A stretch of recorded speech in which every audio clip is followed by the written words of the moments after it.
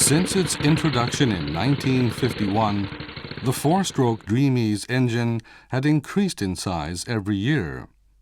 Starting out at 146 cc's, the changes continued through the 2E, the 3E, and the new 1954 220cc 4E.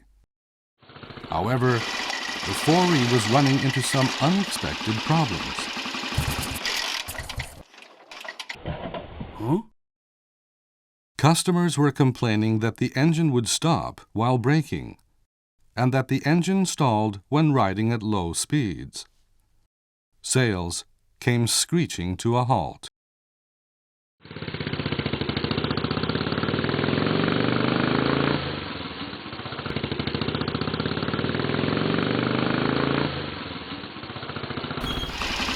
How is it? Well, it does stall. Let me try. Okay.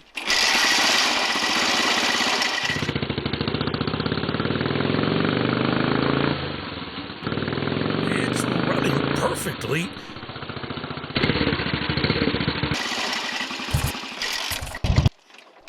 What the? Maybe the short stroke is the problem. Boring out the engine to 220cc was more than it could take. Hey, there's nothing wrong with my engine. Yes, sir. Oh.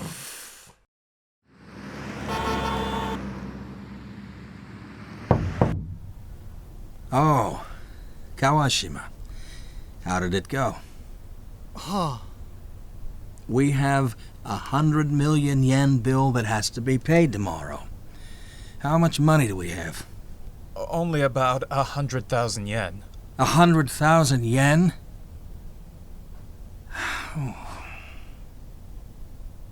Well, what are you standing there for? Huh? Go get some money! Yes, sir! Just get that money! Hey! In 1954, the economy was in a bad recession, and owing to a few miscalculations, Honda was facing its most serious crisis since its foundation. First, the F-Cub wasn't selling like it had before. Other makers were flooding the market with products just like the popular Cub. Launched at the same time as the Dream 4E, the Juno debuted as the world's first electric start scooter and was loaded with the latest technological advances. However, its heavy 170-kilogram weight and unwieldy handling made it surprisingly unpopular, and sales suffered. On top of this, the newly released Bentley J had gear and tappet noise problems that were giving it a bad reputation. And now, even the Dream 4E was having problems. Of course, Fujisawa could never have imagined that all the company's main products would fail at the same time. On the other hand, assuming that all these models would be great successes, the year before, the company had purchased over 450 million yen in machine tools based on an operating capital of only 6 million yen. We'll have to cut production sharply. But where will our operating capital come from? How can I pay the bills in June?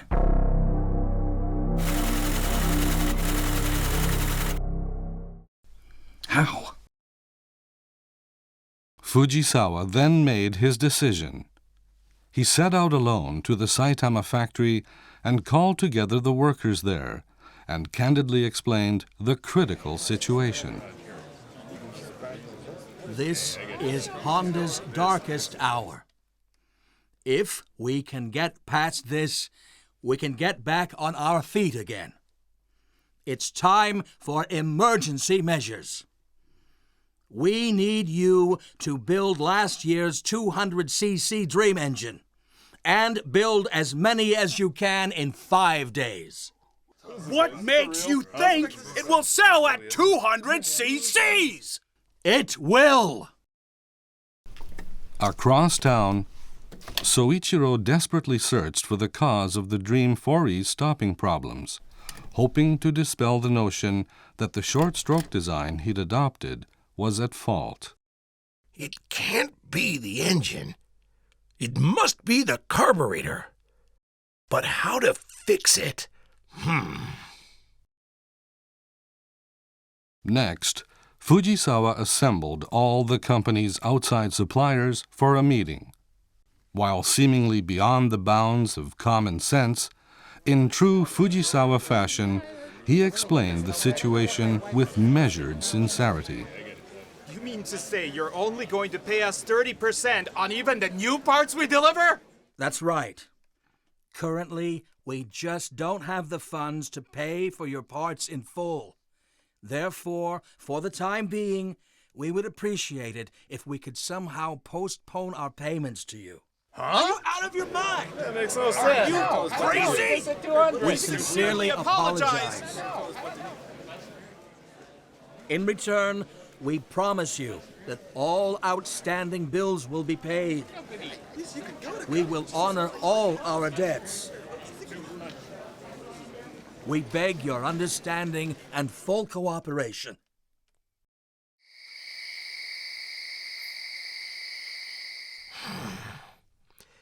Air, gas, primary. Engine stalls at low speeds. So the fuel mixture is rich. Now, if we just narrow the needle jet... Hey, it's not stopping. Look, it's not stopping. Yes! Okay! Okay!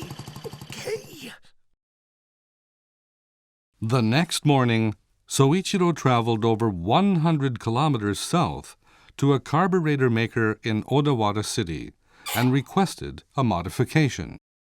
How is it? Looks good. Okay, start the engine.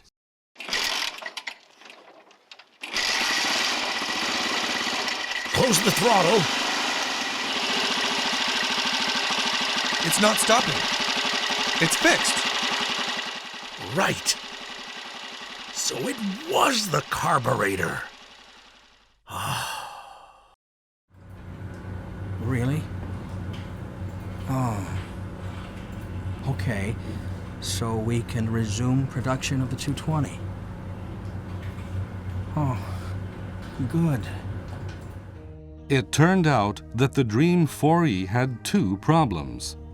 First, the carburetor and engine were not in balance. And to make matters worse, the float chamber was badly installed. The carburetor just wasn't built to the precision of Soichiro's engine. Soon, the Dream 4E regained its original performance and eventually became one of Honda's biggest and best sellers. Thanks to you, the Dream is fine again, and production changes are underway. Now, if we can just pay that bill on July 10th, we'll be fine. Sorry to make trouble for you. Oh, not at all. It was a good experience. By the way, you once told me something about the TT races, remember? Yeah?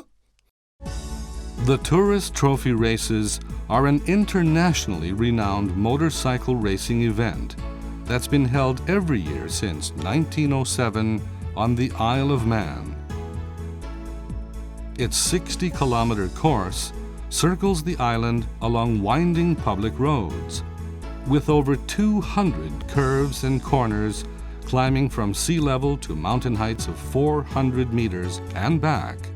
The course is raced at average speeds of up to 150 kilometers per hour. Without question, the Isle of Man is the premier stage of motorcycle competition. Why don't you give it a shot? What are you talking about? You've been saying all along that you want to take on the challenge. But at a time like this? All the more reason to go. The boys are exhausted by the poor economy and our defect problems. They need new hope. I suppose. I have always wanted to test my engines against international competition. You should do it.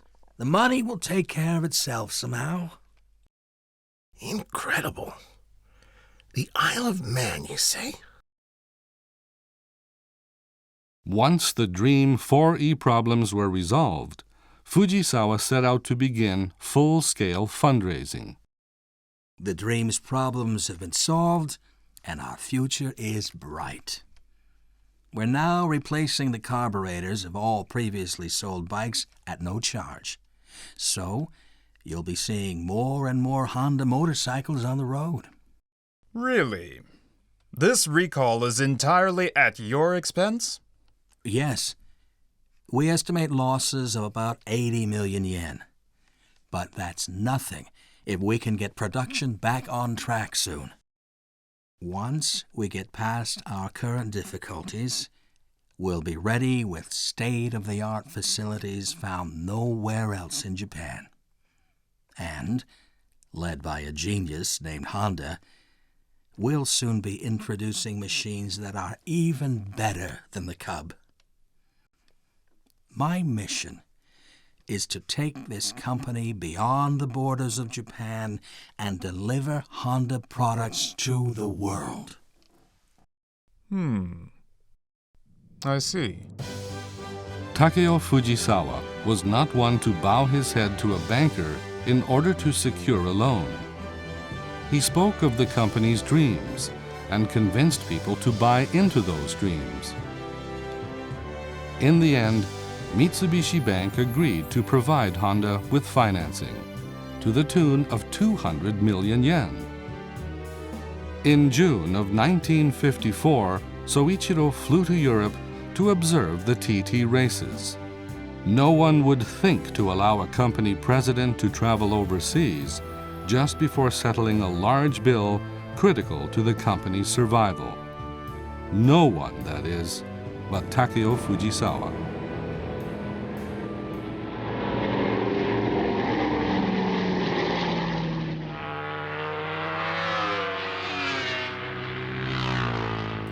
Sorry. Wow! Fast! The level of competition here far exceeded Soichiro's expectations.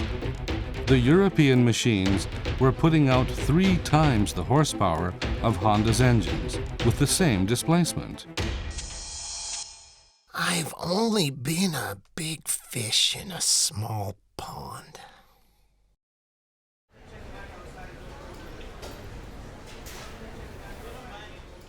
Ah, So, did the check clear? mm-hmm. I see. Well, I much appreciate it. Not at all. So, what's with all the baggage? This? Oh, all motorcycle parts.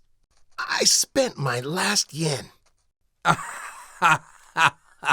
That's just like you. Undeterred by setbacks, Soichiro was able to see with his own eyes the most advanced technology in the world.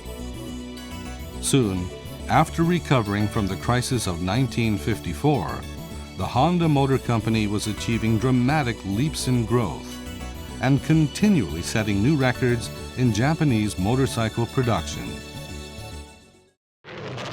In less than 5 years, Honda debuted in the TT races that Soichiro had aspired to and won acclaim throughout Europe for its unique motorcycles. The world was astonished by their watch-like detail and precision like nothing we've ever seen before. And just 2 years later, in testimony to their performance, these epoch-making machines went on to win their first victories on the World Grand Prix circuit at the Isle of Man.